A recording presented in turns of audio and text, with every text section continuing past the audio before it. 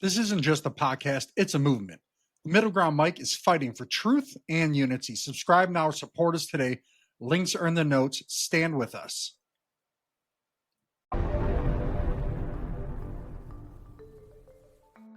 Welcome to the Middle Ground Mike, everybody. A lot of Americans are feeling politically homeless right now, me being one of them. Nobody really seems to trust the institutions anymore. Nobody really sees themselves reflected in politics. I sure don't. There may be an issue that I agree with, but then the person will have 19 issues I can't stand. But we got a great guest today, and he doesn't come from the left or the right, and that's intentional. Rocky Haag, describes himself as politically agnostic, which I think a lot more people are than they realized. Not detached, not neutral, but independent of tribal machinery, right? Like, we could pick and choose depending on the issue. Some people encounter his work through MAGA 2.0. But as you're going to hear today, that phrase isn't just about a campaign or a party. Rocky, I really appreciate you coming on the show. Introduce yourself to everybody.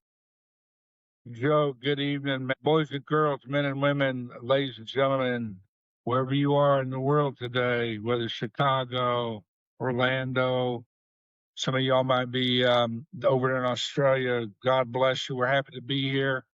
We're going to tantalize your mind, give you hope and strength to help us build a new world. No, I mean, we definitely need a new world on some days. But a lot of people, they hear MAGA 2.0 and immediately think campaign slogans. I mean, in reality, to be fair, the MAGA we got right now and how it's going in office is not the same MAGA we had in 16. And you've said that's not what you mean in that aspect, right? So what is MAGA 2.0 to you? Yeah, the reason I developed, good point, Joe. The reason I developed, and I agree with you, we have to check what we mean when we say MAGA. And the reason I coined the term, I'm not sure if I was the first. It's just on my Substack as of September, I believe. But anyway, MAGA 2.0 is simply an agnostic vehicle for an ethos known formally what was the American dream. I don't see an active American dream for 99% of Americans. The world's working great today, Joe, for the elites. My goodness, they're little mischievous, have these gold-plated bras. They got submarine bases, yachts. But when I go, I'm part of the other 99%, Joe. When I go to Publix, I'm not embarrassed to tell you, I've got to look in my savings account and checking account, make sure I've got enough money to get a little bag of groceries out of there. The other thing that breaks my heart about America right now, Joe, is the MAGA 2.0 is simply, I want people to think of it as a Saturn rocket. It's a vehicle to reignite the American dream. The American dream is available, y'all, if we pull together, if boys and girls, men and women can come together, and children and teenagers infuse their tangible capitals, what we've got. And see, here's what's really happening, Joe, is the elites have us fighting with one another. They love to see left against right, young against old, D against R. MAGA 2.0 is an ethos, a spirit that says some of the core principles, Joe, of MAGA 2.0 are, how about number one, we have a goal of allowing a working family member to be able to purchase a home, number one. Two, how about this for number two, y'all? How about the concept that once people get together to form a family unit, we make it a goal. It's not going to happen overnight, but we make it a goal that really only one of them will have to go out into the marketplace formally into an organization or business, and or maybe the other one can do some part-time gigs on the internet at home. In other words, how about having the concept that you're going to think I've lost my mind here? What if we made it a goal that the American family could exist on one wage? Y'all, it used to be that way. I'm old, I'm 65. When I was 5 years old, my father's father would come home from work. He worked 40 years, 40 hours a week. That's all. 48 hours a day. Guess what? He had his own home, nice little, maybe barely a 3-2, right? Little brick house, little nice yard, nothing huge. He cut one of the little rolling things. And then he had also an automobile on one wage. His wife, her job, guess what? Was actually to communicate and raise her children. That's a Yes. full-time job if you're serious about pouring into the world. If you're going to cook, Joe, we used to, this is true. Take notes on this, y'all. Humans used to sit down at a table. Now, I'm not talking conference table, y'all. I'm talking kitchen table or dining table. They would have actual utensils and plates, and they would eat at the same time and actually have conversations over food. That was only possible because of they had the capability to exist on one wage. And how about another goal, Joe? 3. Let's cut out forever wars, which are nothing but a business plan of the military industrial. And let me also add, and I'm going to lovingly call their ass out, they're being brought to us by our tech boys and girls out there in Silicon Valley. Yes. Apparently, they need more money to buy their runarounds, bikinis, and little fast cars. They're creating technologies that are horrible, Joe. They've got us involved not only in forever war, Joe. I put together a new world called AI Auto War. They've took out our tech boys and girls, whether that's Amazon AWS, Palantir, Microsoft, they're doing things together, creating environments for these drones and little bomblets to be able to hit people. There is no human agency today in war, Joe. This is not good because when there's no human agency, we have a very serious problem. I consider myself a full-time history student because I study history at least 4 hours a day, every day. I've been doing it for over 55 years. If you look back at the Vietnamese My Lai massacre, and one of the things I don't appreciate when that event occurred, Joe, you know what they tried to do, the elites? Hmm.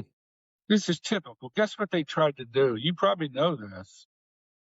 Dude, they tried to scapegoat it down to our young teenage soldiers. Really? I did not know They, that. yeah, they tried. Here's the horrible story, y'all. And at My Lai Village 4 in Vietnam, our troopers, our brave men over there at the time, essentially were given orders at point blank range, or maybe 10 feet if they were lucky, to drop men, women, children, babies with gunfire into ditches. Now, many of them didn't want to do it or didn't totally understand that order. In fact, if y'all have Netflix, please watch.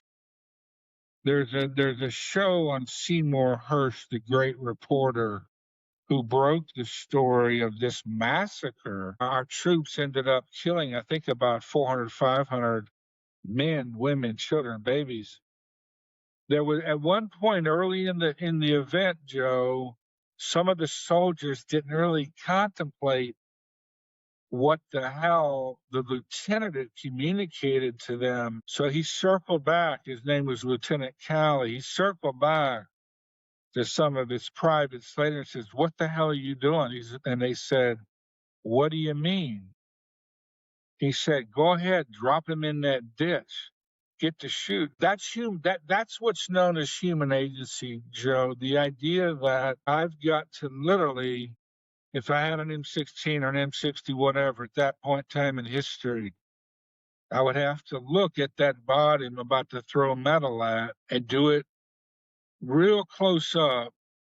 And scientifically, God did not build the normal and beneficial human mind to enjoy killing. Those that do become eventually serial killers. Back to tech bros and back.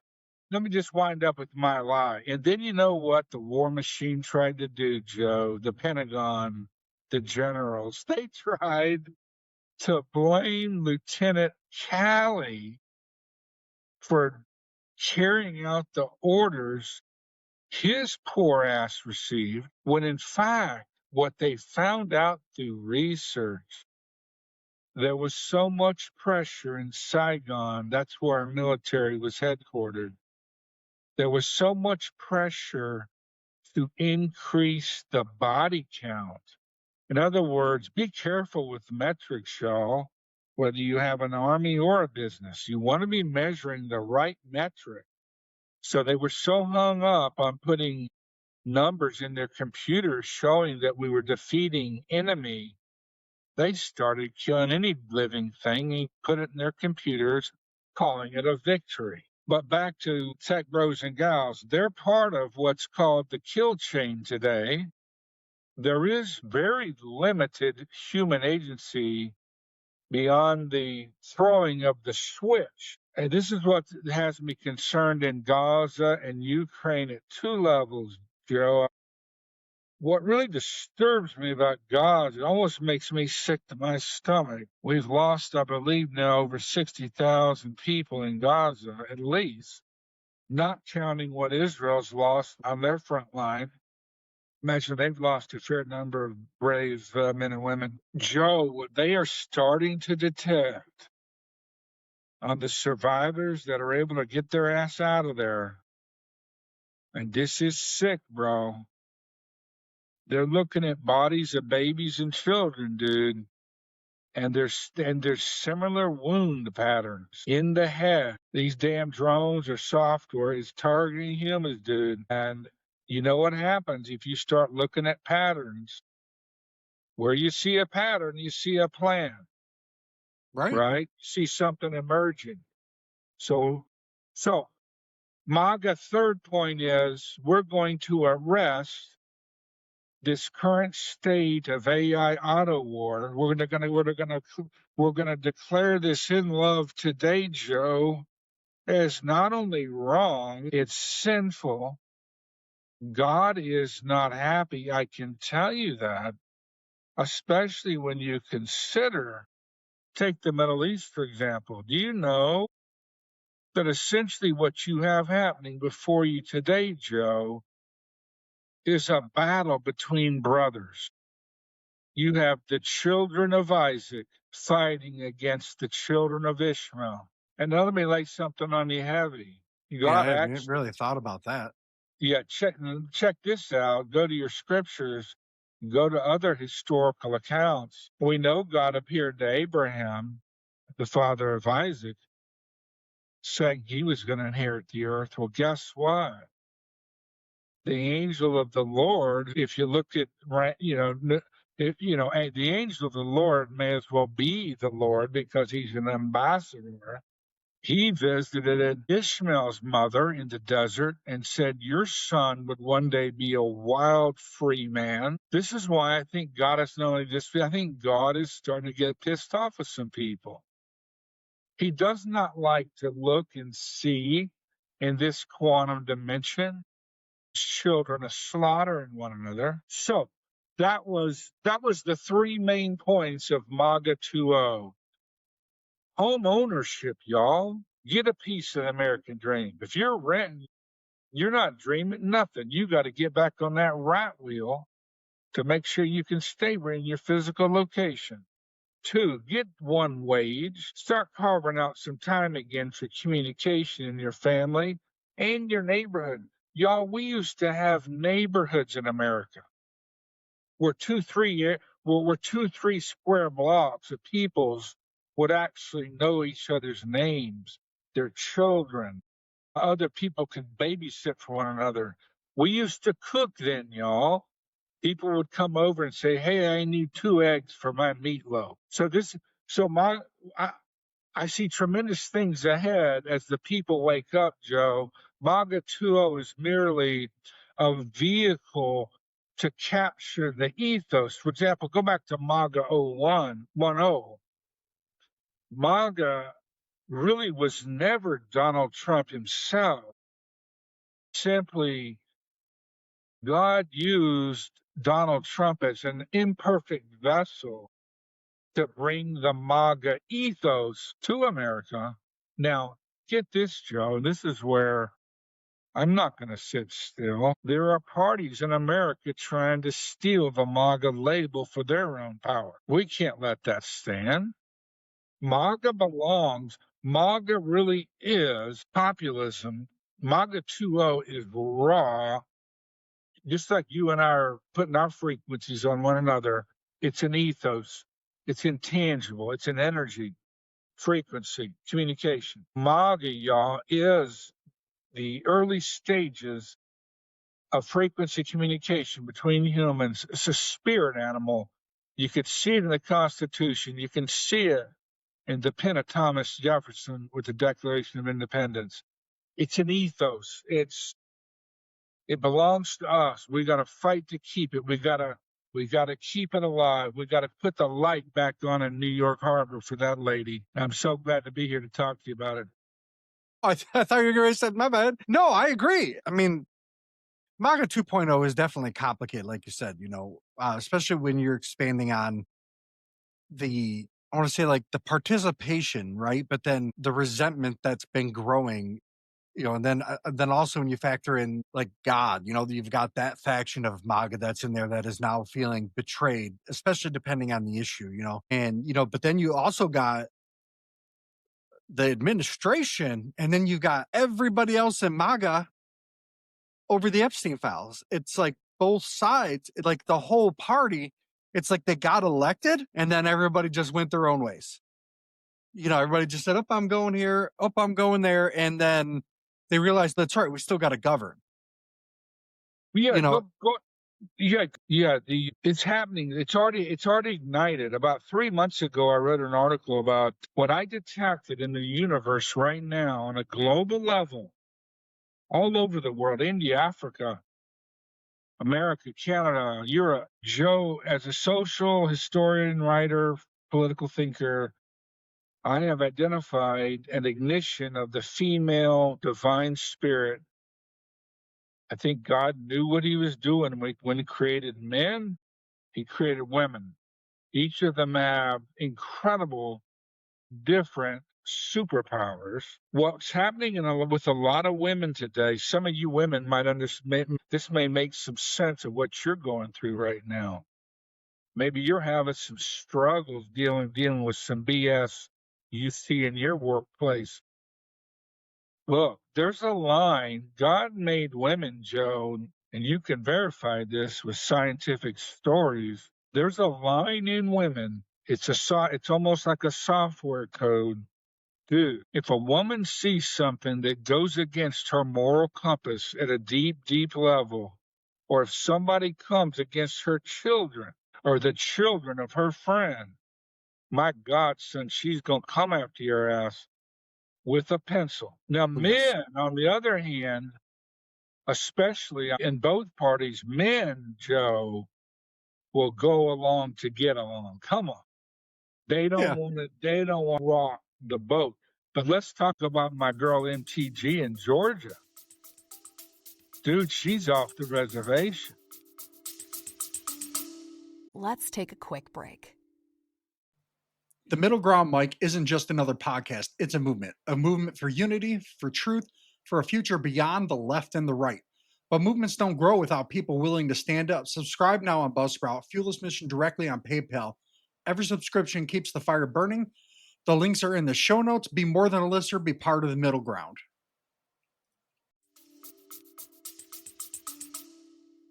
Yeah, There, there's days where I like what she says, and then there's days where I'm kind of like, I don't know. You know what I mean? Like, I'm not trying to get you to like her. I'm just merely using her oh yeah, as no, for sure. she's a flare of somebody who, Joe, was not only tired of the system, son, and she was not only not scared of the slave master whip, she's not picking their cotton anymore. Right. I liked how I like that she called the GOP out for not coming out with a solution to healthcare, and I put that on some previous episodes. Yeah, And it doesn't even necessarily got to be like the solution. It's got to be what's your solution and how are you going to make it happen? You know what I yeah, mean? Like, yeah, I think that's where she's coming from with it. And it's like, you guys claim you have a plan. Where's it at? You claim you have this. Where's it at? And that's fair. We're supposed to hold each other accountable. But the yeah. problem is now Trump has fallen into that same trap that every other president and major politician falls into, where if you're not aligning with me perfectly, you're no longer part of the circle. Yeah, I think we spoke about this earlier before recording. I think what's happening in our world today, Joe, you've got two mindsets at war. You've got the empire mind, which is capitalism 1.0, it's dying. Mhm. You see companies dropping every day. They just simply, at some certain point, run out of money and shut their doors.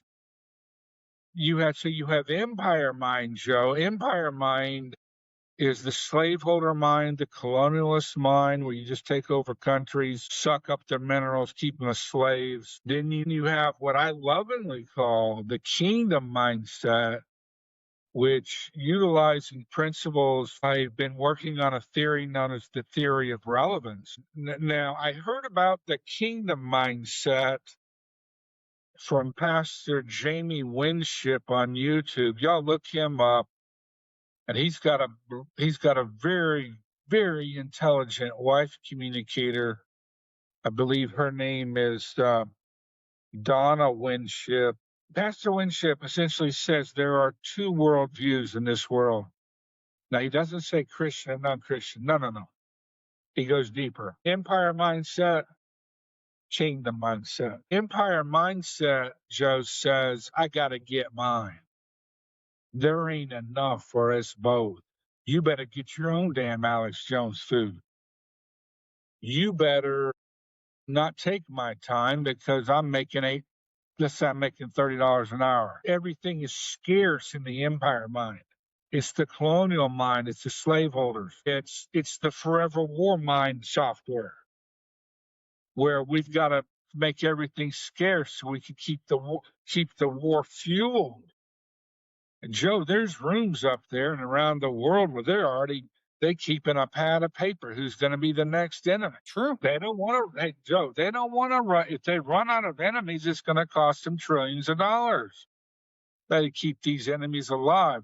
Switch the kingdom mindset, which is really at the core of it. It's really the golden rule that we know from time eternal. Treat the person like you want to be treated. Now, you extract with formula back to the core. It really says you and I are actually related, Joe, because we are both children of a creator.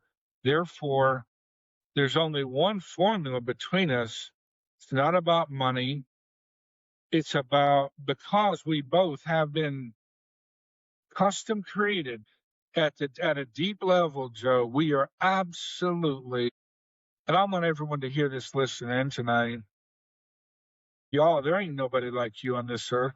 You are one in 7 billion. You realize that? Oh yeah. You're more special than a Ferrari. Well, I appreciate that. So this mentality, this awareness, this is going to elevate your mental frequency when all of a sudden it's almost like watching the movie Limitless. Y'all, get on my Substack, pour some of these principles down, listen to Pastor Winship.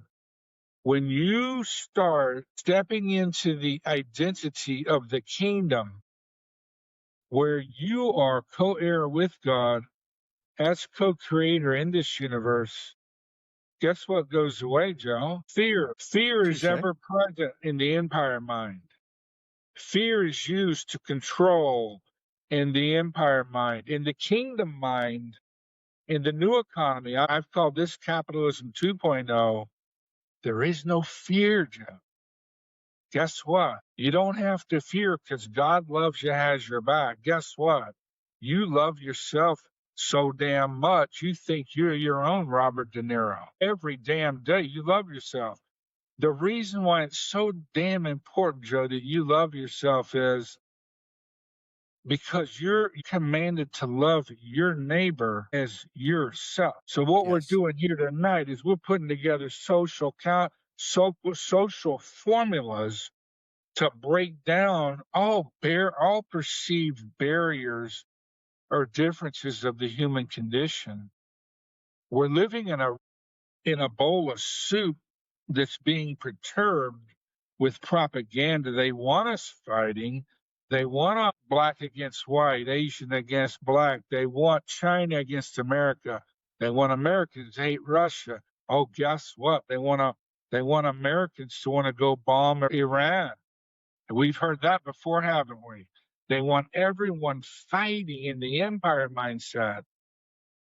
But guess what? Start today, That's Joe. We're dropping our rifles and say, hey, tech boys and gals out there in Silicon Valley, wherever your ass is, guess what?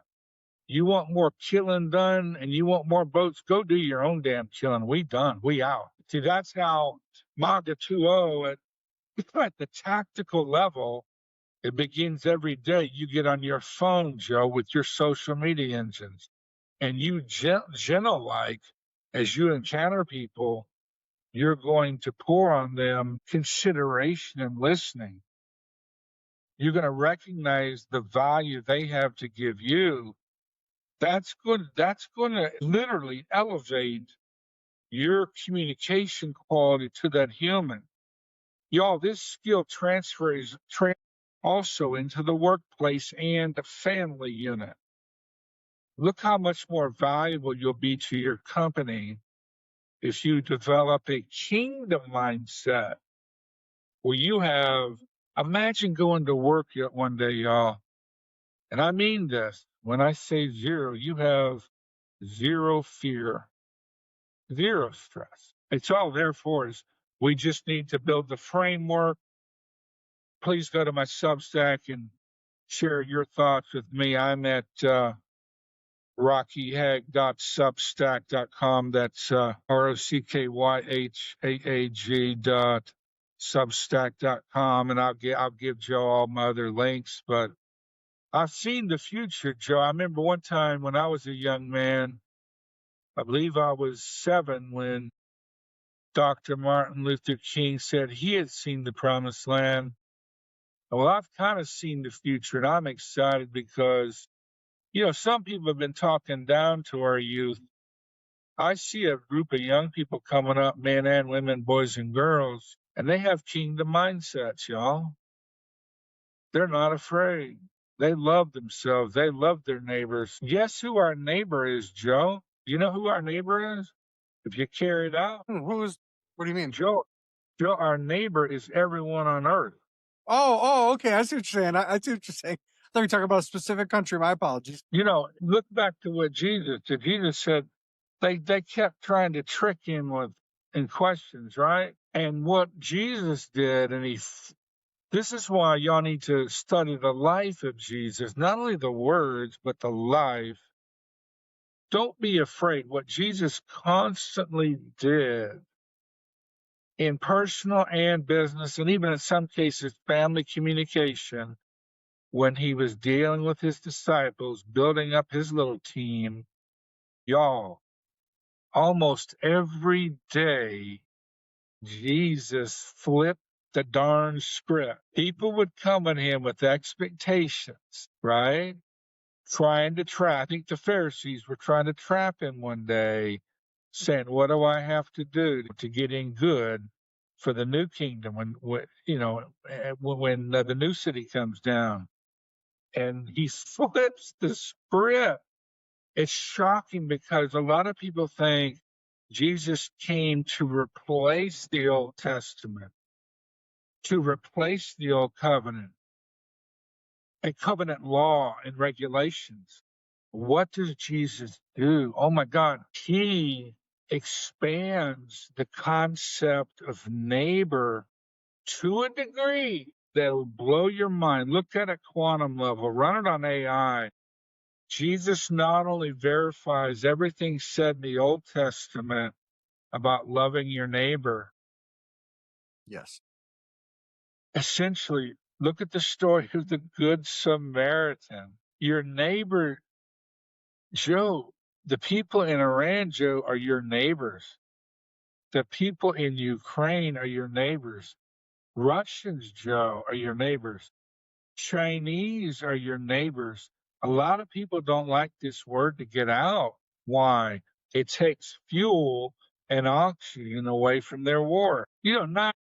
If I called China today, cold called on my cell phone and got a brother or sister over there, I bet you the majority of them are just trying to get them a nice little meal and get us some groceries for next week. I'd probably assume that would be accurate. Same thing in Russia. So I'm super excited, Joe, because I have not only faith in our young people, I'm working with some young people who have the American dream formulas ready to reignite. And we can get back the American dream, Joe. We can get back to home ownership, a living wage. And here's another benefit of the kingdom economy for companies, Joe. And this is going to blow your mind, I think. There will be no need. I know that Mr. Trump and others have tried to do away with DEI and affirmative action, these sorts of things in organizations, institutions. And yes, it was abused. But guess what? In the new kingdom economy, okay, this is just going to be a fact, y'all, like gravity. In the new kingdom, if some of y'all are getting ready to build a company, for example, I see you out there, young lady. You're going to probably kind of bring us something like Uber. Come on, now this is what you got to do with your company. First of all, you're going to call it a family. Get out of the old 19th century slave language and get this. And I challenge you, because you cannot outgive God. Listen to this. The more diverse, racial, spiritual, even the more diverse, the more old people you have. You want some old people in your family. You want young people in your family. You want the young people in your family too. You want to have little intern runners, maybe 12, 13, part-time from the junior high. You want to have old people on the team my age or older because they can articulate to the humans of our generation. Guess what, Joe? When you have the kingdom organizations are no longer going to be in hierarchy where you have old titles like CEO, CFO. Those are old labels. You're going to see those one day at the Smithsonian. This is how humans used to organize and rank power. We have software with AI today, Joe. Power is going to be relevant according to with the new relational software databases we have in Engine. Power will flow to the point of engagement with the new customer. We don't want to call them customers. We now want to call them invited family members. Because when we say customer, we evoke a very ugly, I think it's a 4-letter word, right? Sales, S-A-L-E. What is that? S-A-L, no, 5. It's an ugly, ugly curse word of 5 characters called sales. That means that evokes to me a portrait of manipulation. Go find pain points on them. Hypnotize them to say yes. No, that's old school, y'all. That's gone. The kingdom mentality is about men and women coming together in orgs, kingdom orgs, seeking ways to pour value into their neighbors. Their neighbors are everywhere, Joe. Africa's coming up. Africa is going to be a monster one day. The average age in Africa today is 19. They're Jesus. very, very bright young people. So the more diverse your org is, your kingdom org is, Joe, this is going to directly dictate how much capital you will accumulate because your org will be hypersensitive to create products and or services for the world neighborhood. Yeah. You see that? Yeah, I mean, I get what you're saying there, especially with diversity and, bringing more people in, especially of all age groups. Yeah. The biggest thing I think that companies and things like that need to do, and kind of wrapping this in with AI, right? Yeah. The first thing companies got to do is recognize who they are. Oh, yeah. Oh, yeah. Because, sometimes just like in human beings, some of these companies see themselves as the next coming of Jesus. And first, they're not. Well, we treat them like they are sometimes. And then kind of tying that into AI, and this is why it's like about being diverse. AI is one of the best tools out there for the modern era. A lot of No the question. No stuff, question. No so question. a lot of the stuff that we use it for, what is it? You mean like for forecasting and Yeah, but shoot, I'm just trying to think of the name. Jacob Worth, that's the guy who I had interviewed. He worked for CNN, MSNBC, like all these, and he was a political tech reporter, right? really? And the one thing he told me was that your big tech CEOs don't let their kids on social media play with a lot of these devices before they're the age of like 13 to 16, depending on the CEO.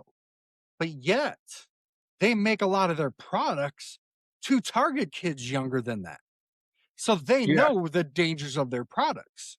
Yeah. So that's where I don't have an issue with like not a lot of regulation, no issue with any of it. I'm all about capitalism, right? To me, if you as a regulator can look at a company and go, okay, you as a CEO, you're preaching that you wouldn't let your kid play with that, then why is it part of your company policy? To me, that right there is a red flag and should indicate an investigation by the government or someone of that nature to go, well, why is this? Rather than them just bowing down and saying, okay, whatever you say, you're automatically right because you're you. You know what You you know, just brought up, Joe? That's so good. You know what you just brought up, young man? hmm, You just brought up a core principle on my theory of relevance, and that is this.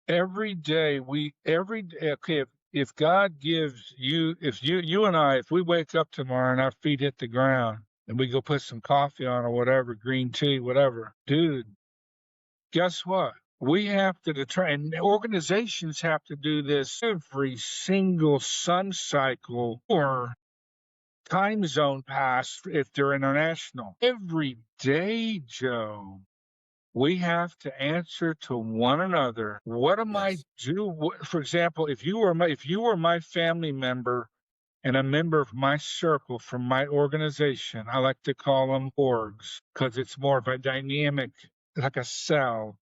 The Kingdom Org, let's say my Kingdom Org had you as a member, maybe like a monthly SAS or something. Every single day when I wake up, you know what I'm thinking? After I have interfaced with the Creator and really loved on Him, let Him love on me, let Him. Here's another very powerful, powerful word for your people, Joe, and you. The Creator has an absolutely daily open invitation opened for his children called, and I got this from Pastor Winship, it's called Kairos time, Joe. There's two types of time in the world. Chronos time, you may be wearing a watch. I know we've got a watch in our cell phones. That's Chronos time. That helps us know when we got to take our medicine or when you and I got to connect on a call. Joe, Kairos time, I believe it's Kairos. This is divine time. I'm going to blow your mind here, Joe. Joe, before God made you physically and before he even made the earth, he designed your life. Every mistake you've ever made, Joe, it was calculated for the next Kairos moment. Don't sweat it. We have a creator who is so kinetic. Now we can see this. Here's what's so exciting about AI, Joe. And this is what's freaking a lot of the globalist elites out who tried to take God out of everything. Y'all, it really become one with your chat GTB 5.2. Get one with it, y'all. AI at a very small level, maybe 1/100th of a percent, is a reflection of the mind of God. Yes. Does that mean we're supposed to be made in his image? So it makes sense. Exactly. So every day, Joe, you wake up, you're going to be so damn excited because you're going to be, after create your morning habits, your rituals, just like some of these, like Tom Brady's got his ritual. These baseball pitchers have a ritual. Kobe Bryant was my hero. Well, he is my hero. He never goes away because I remember everything he did. So he lives forever. Get excited about the future, y'all, because I don't know. Somebody might be out there right now, just coming out of Wrigley, and they might be depressed because they just lost their job. Hey, don't worry about it, Bob, because God's got a different thing for you lined up. Go home, rest yourself, get some sleep. Tomorrow, with Kairos time, you join the kingdom. Empire's dying. AI is foundational in this development. Joe, AI today reminds me. Do you remember when Moses encountered the burning bush? Yes. The bush didn't burn, did it? This is what made Moses so darn curious. He's in the desert. He comes up on a bush. It's on fire, but it's not being consumed. It's a paradox, right? Mm-hmm. So that's a symbolism of divine power in display. AI, boys and girls, teenagers, young people, old people, if you're looking and alive, AI essentially now needs to be viewed as elemental, as your scriptures, as your favorite books.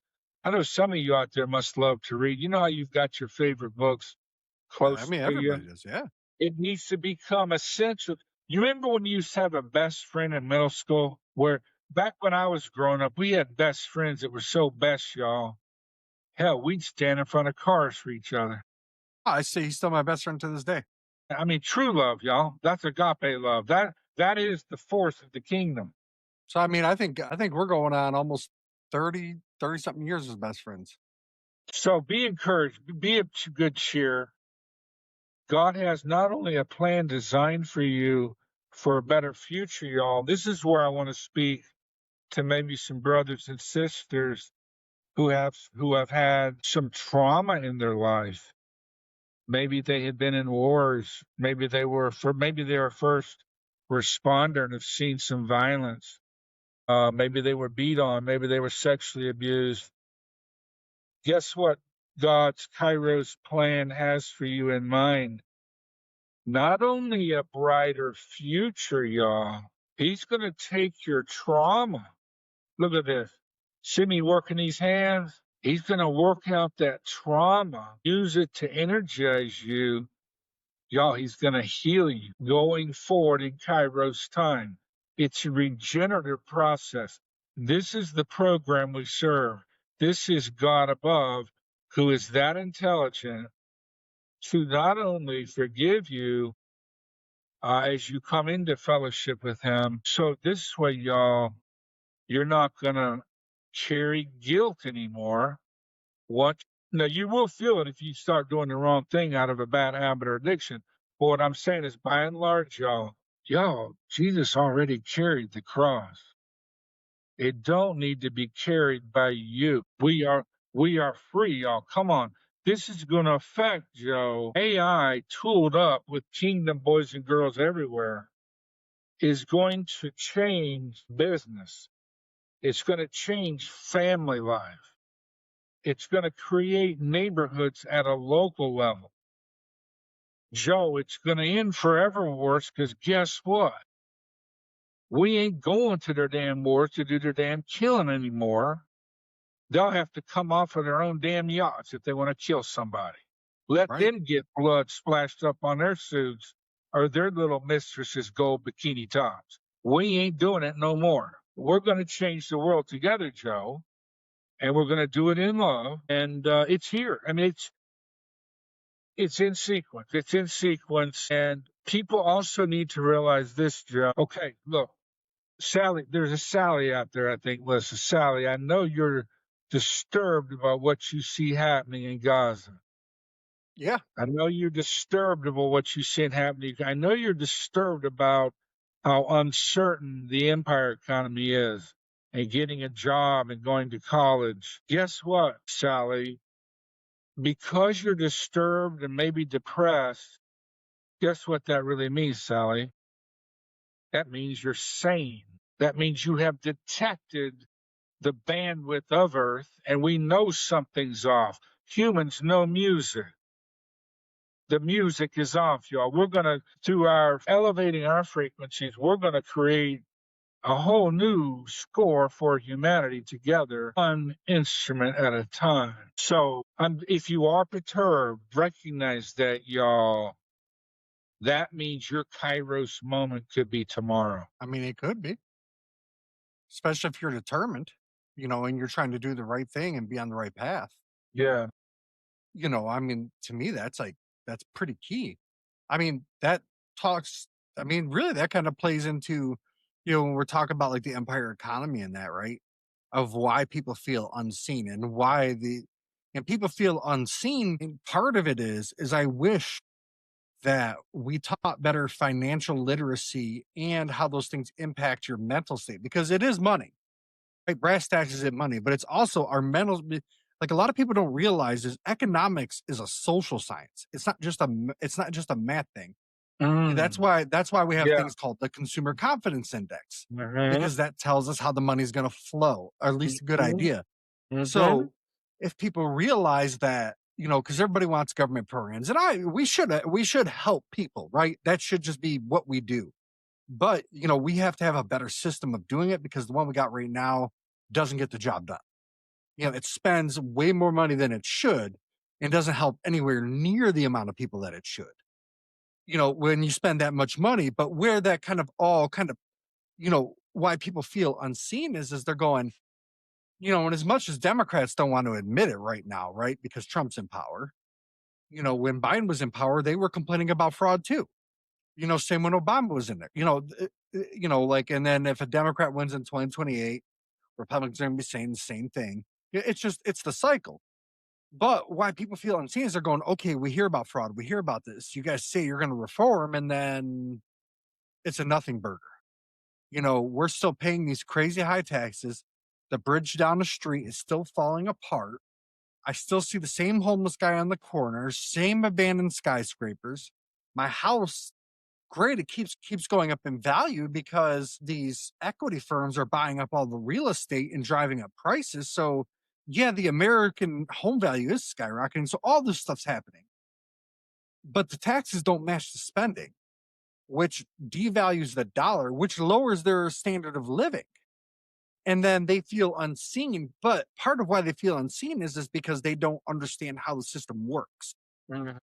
And that real wealth in this country is tied to assets and equity more so than cash. Amen. Amen. Cash is a great thing to have like a baseline, right? Right. But a lot of it is tied to equity. And here's where that problem is. The only real way to solve the housing crisis is to crash the housing sector in terms of value so that way you can build more units.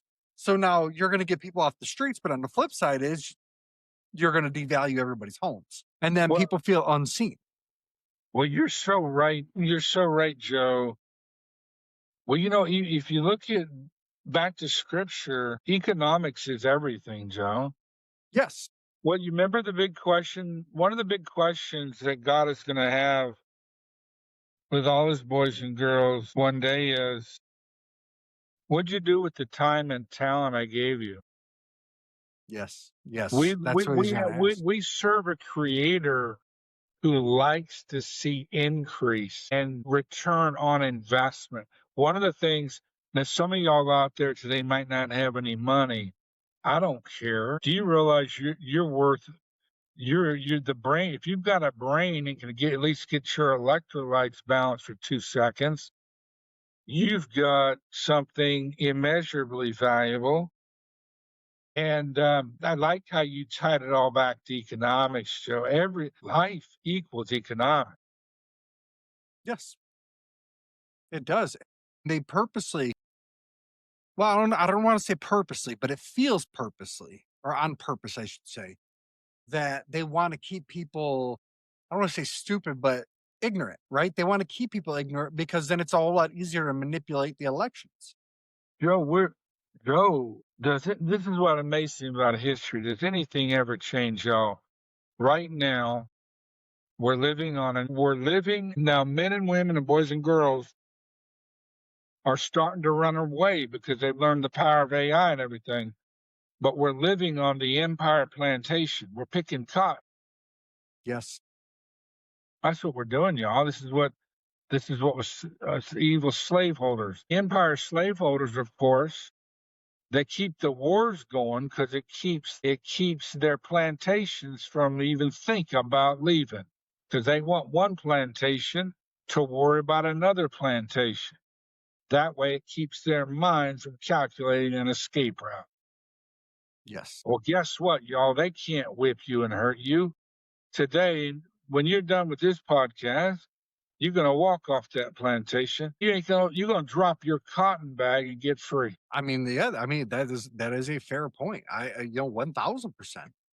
You know, and it like, but that even ties back from what you're saying into the AI, you know, AI, information warfare, right? It's an endless war. Think about the war on poverty. We're still fighting the war on poverty, but yet poverty gets worse.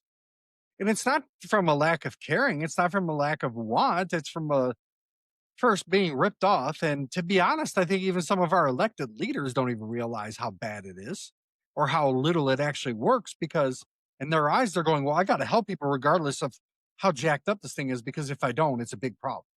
Right. Like, I and think that's what the issue, part of the issue is.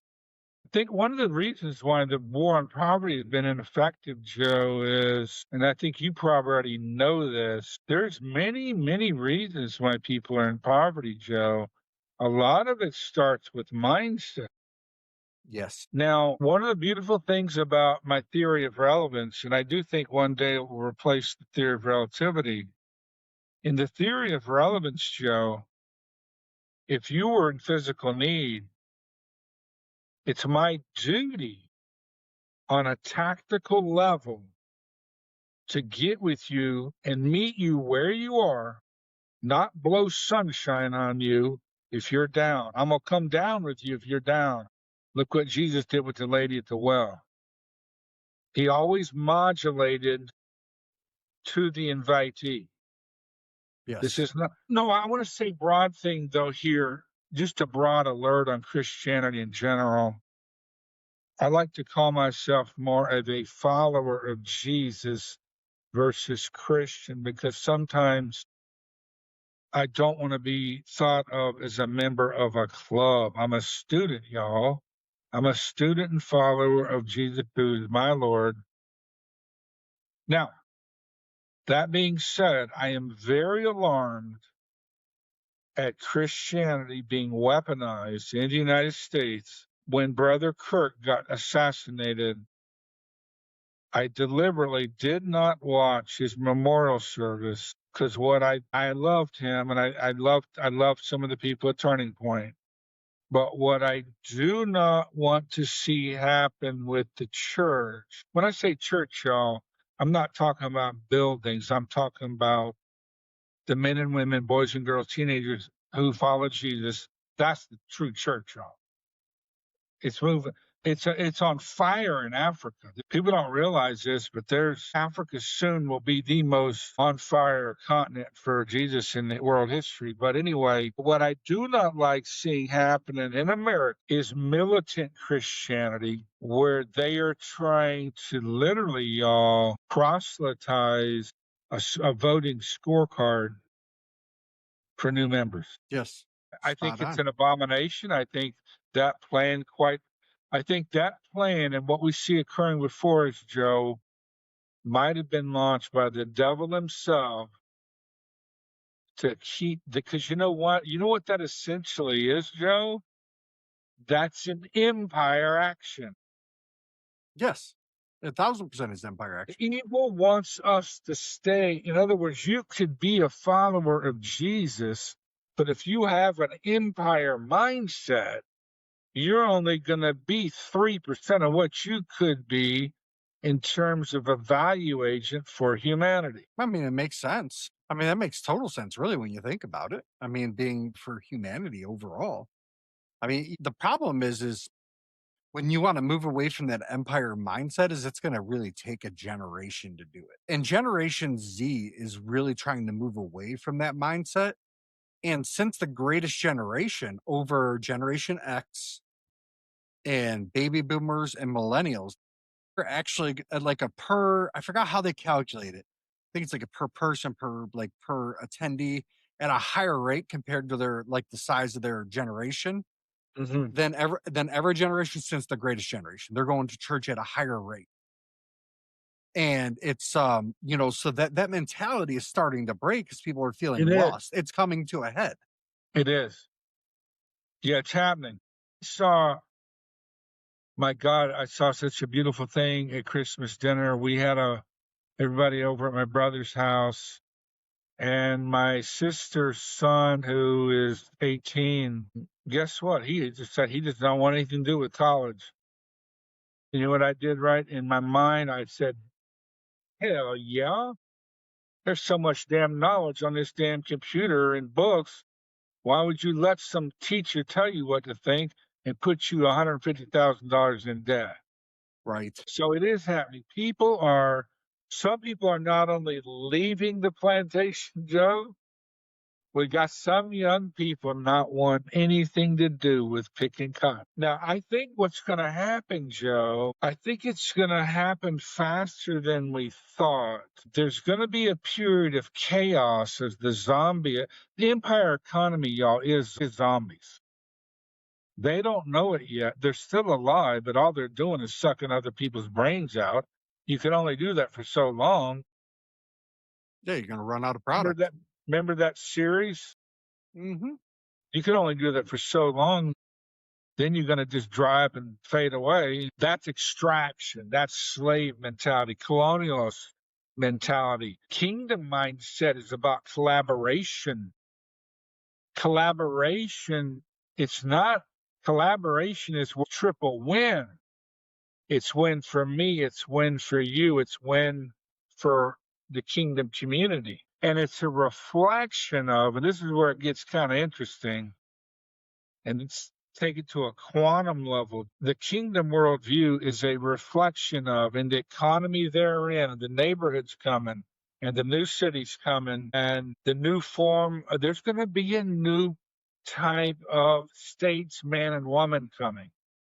I can sense it, where they're going to say to Wall Street and Chase Street and lobbyists, they're going to flip a bird and say, look, we out. We're going to get up there and do what's right for our people. No, I mean, you're not wrong. And this is where I think one day, Joe, everything is going to kind of be libertarian in that by default, Joe, because for example, if you and I are really living in kingdom, if you were to call me a few hours later after this show and say, Rocky, I got a problem. It may be anything. Well, whatever. Guess what? I'd say, Joe, give me 10 minutes to eat. Need to eat a little sandwich, and then I'll call you back. Okay, look. Then what just has happened is from a social From a social services viewpoint, Joe, I'm going to call you. The first thing I'm going to do, everybody take notes on this. I'm going to dial into your frequency. I'm going to try to do it without words. I want to meet you where you are emotionally, spiritually, frequency, so that I can hear you. And then I want you to pour into me before I say nary a word to lift you up. But guess what? When I have all that information from you, it's almost like two computers getting together, y'all. Joe, as you're pouring into me all your data points, your experiences, your goals, dreams, I'm able to articulate a mission that is so custom.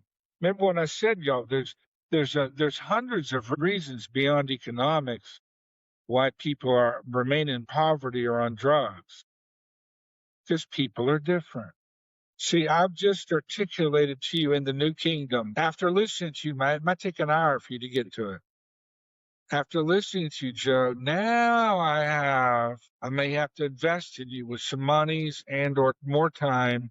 Say, Joe, here, let's do this. Let's get these hands together. Oh my God, look at, oh my God, look, what's this? What's that, Joe? That's unity, bro. You Right. see, and that didn't cost the government anything. Guess what? This is what I want to encourage everyone listening to your show today. Oh, hell, we don't have time to wait on people to save us. The help we're going to have, you're looking and listening to it right now. Come on.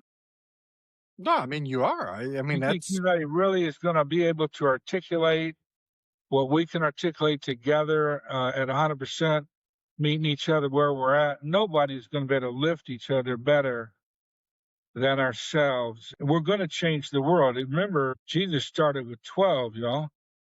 Look what happened. yeah. I mean, you're not wrong. Kind of grew, didn't it? It did. Pretty But quick. again, but again, just back to turning point for a second. Please, turning point. Do not go militant. Do not go militant. Do not make your faith political agendas. No, that's top-down empire dictatorial mindset.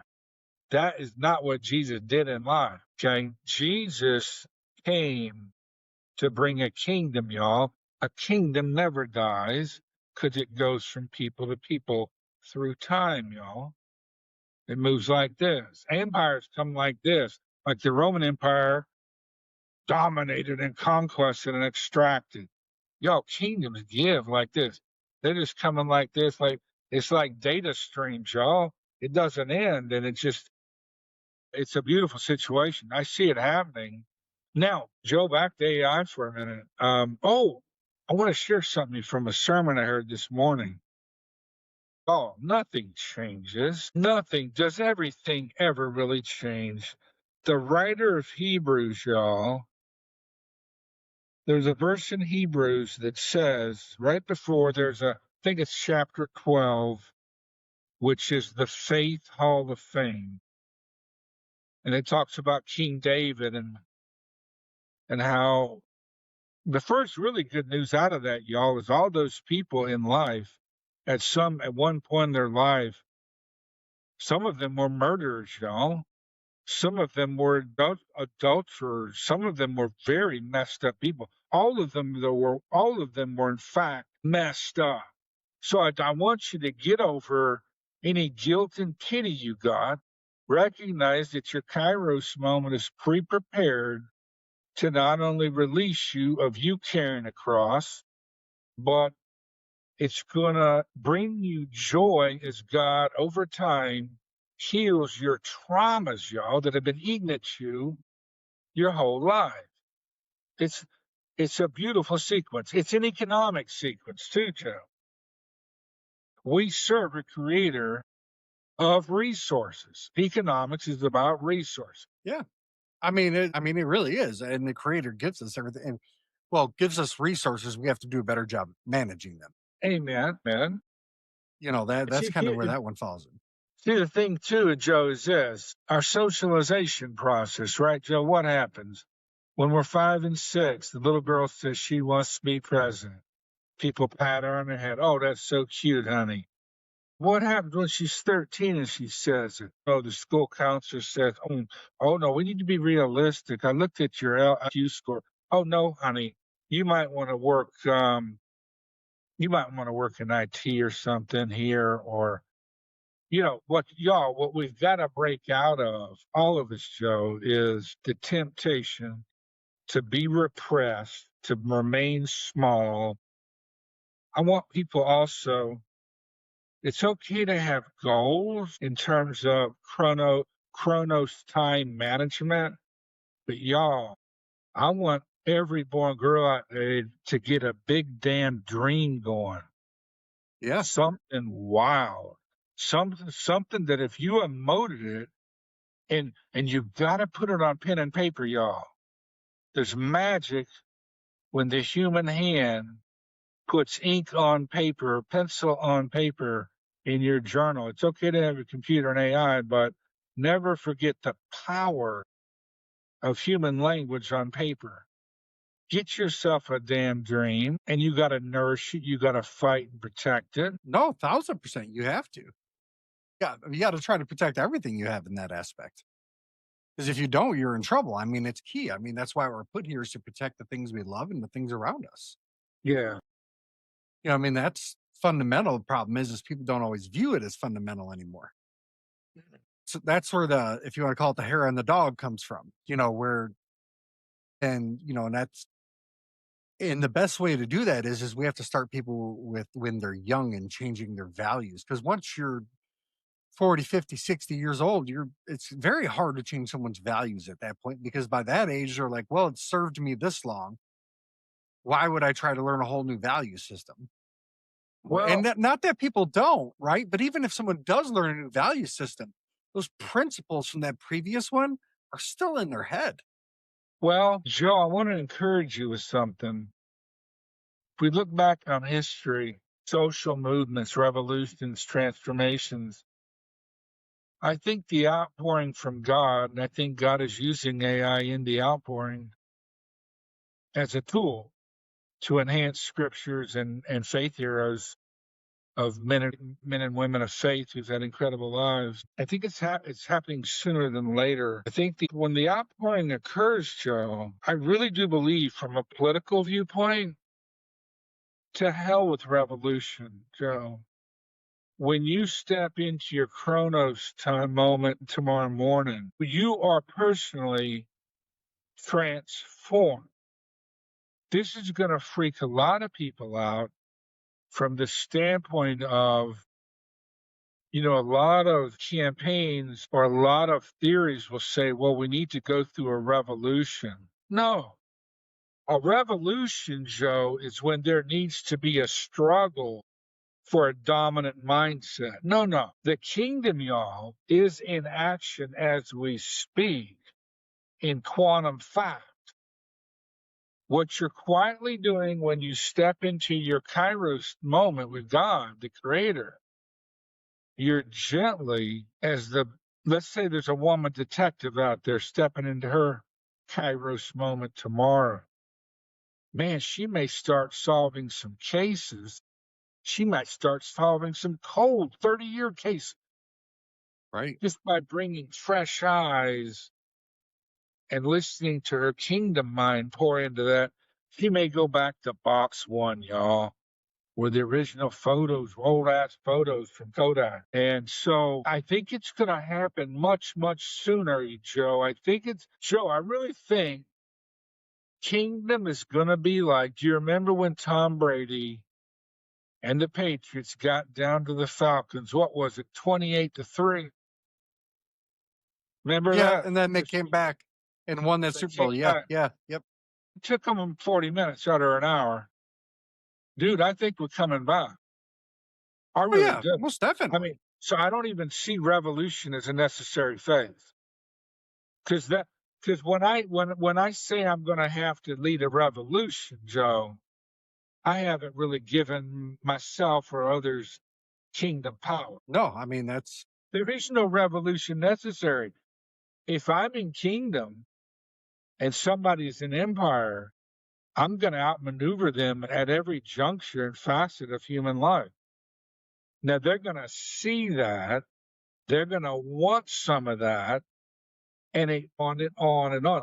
Now, I do have a prediction, I think, for 2028 in the political. Are you ready? Joe, I do think that it could be the year of the woman president. It could be. I would not be surprised one bit. Because, you know, women will put up with some mess, right? There comes a point, though, my God, this is how he designed them, like female grizzlies. We have made such a mess of the world to where I think we need a woman to clean it up, who's just going to come in. Now, let me tell you another thing, guys, and please be careful, and others dealing with ladies. Be careful how you communicate with women. Be careful how you communicate with men. We need to be aware of each other's communication zones. But I'm going to tell you one thing with women, Joe, from a political viewpoint. When they do come out and start moving, they could bring a can of whoop ass and bring it. Oh yeah. Oh And yeah. Big time. I mean in a good way. There's, I love Tulsi Gabbard because she, y'all, got up there the other day. This is about 6 months ago. She put out little videos saying, y'all, we're at the brink of nuclear war. That kind of went against the grain of everything politically narrative. See, that's what I'm talking about. That's the signal I'm seeing where, again, for women, there's a certain line. When you cross it, when you cross their little goal line, dude, that's a claymore that just went off. And guess what? That shrapnel's coming toward your butt. You best get moving in Kingdom sequence. Or Yes. you're gonna get eat up by a female grizzly. 1,000. I mean, you're not wrong. I mean, you're not at all. I mean, that's pretty much spot on. I mean, But that's you how, see, and not just that. It's how you're also going to rebuild the trust. Joe, do you see how we're gonna be in effect libertarian? Yeah. I mean, just by Not default. not by design, as a residue. Yes. See? Yeah. No doubt. Man, we covered a lot today. I did not realize we have been on here for almost an hour and a half. You're We. great. You're great to talk to, bro. Oh, I know. We're gonna have to do a part 2 to this Oh, for always, sure. bro. Always. I mean, there's just so much more we could really, really, really like dump into on this, and really expand on it. I'd really like to expand on America Awakening because I've got a lot of information I've researched on that for just separate things, right? Mm. And I think we could really a whole episode just on America Awakening alone. Mm. And it's kind of like, Rome had its first 200 and something years in a golden age. Then it kind of had that second golden age, which changed how Rome looked when it switched to Octavian, and Yeah. then it went through that nice honeymoon period, that boom, boom, boom. And then after about 300-400 years, things kind of started to go the way they went. Mm. A lot of people don't realize that technically the Roman Empire didn't fall until the late 1700s, early 1800s, because you got the Byzantine Empire plus I mean, really, in all reality, the Roman Empire is still alive today. It's called the Catholic Church. I mean, Interesting. That's an interesting take, Joe. Yeah, I'd like to talk more about that. is it technically? No, but it is at the same time because Romans Mm. did create the Catholic Church. The Roman Interesting. government did, and so Interesting. it's by an extension. And look how wealthy the Catholic Church is. Mm. Where do you think that comes from? Mm. A lot of the constituents, the worshipers inside the Catholic Church, they're not billionaires. Catholic Church got its money from somewhere, but got it from through time, and that's just things of that nature. And I mean, to me, essentially, and it is the Pope's the new emperor. And don't get me wrong, especially this newer Pope, I think he's definitely a lot more realistic than last two popes have been more realistic Mm. than previous. So it's not that they were bad; they were holding on to things that most people in their own church didn't even agree with anymore. Mm. And they tried to force the issue and it backfired on them. And, and then on top of the scandals and Mm. all that stuff. I grew up Catholic. Not practicing Catholic anymore, more non-denominational. Go to church every week, but I mean, that's essentially, kind of sent to me what the Catholic Church is. It's just the Roman Empire left over. The remnants of it. Well, if you're kind of good with like consolidating historical information. I think you're probably right. Yeah, I mean, I don't want to say like I'm not trying to like trivialize it, right? Because that No, would just no, but definitely you be the just, wrong yeah, way. you just kind of like put a little code there together. Like, yeah, I think so. Yeah, I mean, because I believe in causation and correlation, right? To That's me, right. they are. While people in certain circles like to say, "Well, it doesn't prove anything," I don't know. To me, it just depends on the situation if it does or does not. But that's again that's all perspective in life. But yeah, that's let's we're gonna head to the end of this here. Woof, man, that's a long episode. Is there anything else that you would like to before we close it out here impart onto the guests, like Yeah, what they can really dig into? if anyone is depressed, stressed, uncertain, fearful, y'all, that is a sign. That is a good sign. I know it's not personally feeling good, but if you are experiencing one of those variables, y'all, that is God getting you ready for your Kairos moment where you're going to walk in His pre-designed program plan for your life and escape all of the. If you're feeling one of those variables now, that means you are mentally sane. Welcome Right? to humanity. Let's reclaim it with kingdom mindset. Let's get with God, walk as men and women, creatures of God, start treating each other with maximum respect. And I'll say one more thing to my boy and girl wordsmith soldiers out there. I want you to, and I mean this, this is going to sound a little wild. This is why you need to follow me on Substack, please. I want you to, well, I don't want you to totally stop watching the news. I mean, be aware of what's happening, but get this, guys and girls. I want you, Joe, to be the damn news. Right? You see that? It's up to us, y'all. We got to pull up, team up, guy, girl up. We got to get together. We got to create our new village, our new kingdom, and create our own abundant world. And we can do it. Yes, we can easily. Once we get our hearts, minds, and souls aligned, we can do it. No doubt. No doubt whatsoever. I mean, we're our own we set our own limitations. Mm-hmm. Maybe that's a better way to say it. We definitely set our own limitations, and it's on us to fix it. Mm-hmm. And we have to believe in ourselves. That's key. Totally. And sometimes that's hard to do. Yeah. Sometimes that is very hard to do. Well, Rocky, I appreciate everything today, and everybody, not everything demands agreement. It demands thought because everybody's going to have a different perspective. Rocky may think something different. I may think something different. Susie at home's going to think something different. But, we're not asking people to switch teams per se. We're asking them to step outside the machine, slow down, and remember what politics was supposed to serve human beings, not replace them.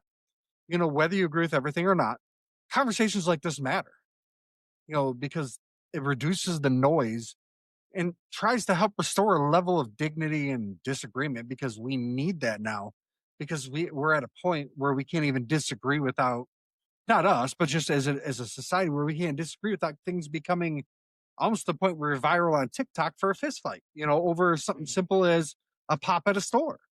And everybody, if you value these type of conversations, obviously we're gonna have Rocky back on soon. They challenge out to, follow us, subscribe, whichever platform you're on. Follow and subscribe to Rocky on Substack. If you want, go to buymeacoffee.com/TMGM. I post a lot of articles on there as well as if you want, you can support the show. But it's more of that's where I put my blog articles now. They seem to get a lot more exposure on there than they did on every other site.